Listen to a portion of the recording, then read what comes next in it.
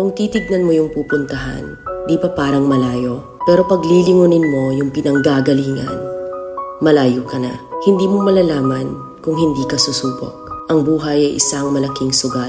Kung lagi kang takot sumugal sa isang bagay dahil takot kang mawalan, mauubos lang kung anong meron ka. Kung hindi ka mawawalan, hindi ka rin magkakaroon. Kung ano man ang mga desisyon mo ngayon, yun ang magiging buhay mo bukas. Lakasan mo lang yung loob mo.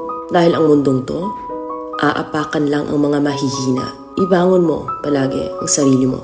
Balang araw, magugulat ka na lang na ang layo na pala ng narating mo. Kahit mabagal ang progress, basta may usad at kumikilos ka, okay na yan. Wala tayong magagawa. Ganyan talaga ang proseso ng buhay. Lahat tayo nakakaranas ng hirap. Hindi natin alam kung hanggang kailan tayo dito sa mundo. Kaya mas piliin mo maging mabuting tao. Ang pinakayaman na maituturing natin sa sarili ay ang ating mga pangarap. Kapag handa kang abutin yung mga pangarap mo, hinding-hindi ka maghihirap. Kung lagi kang may pinagdaanan sa buhay or pagsubok, pruweba lang yan na isa kang magiting na sundalo. Sa mga pagsubok, diyan ka aangat, diyan ka babaguhin. Yung tatag mo kung paano ka mag-ayos ng problema. Hindi ka magtatagal sa mundo.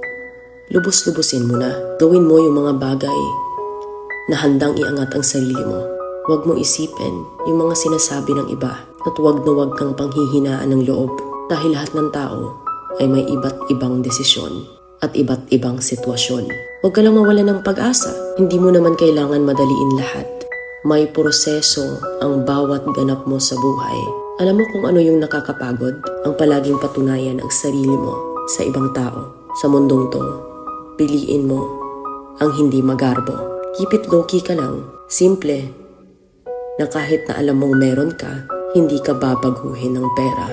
Kasi lahat ng yan ay isang pansamantala lang. Pagpatuloy mo lang. Kung may pangarap ka, makakarating ka.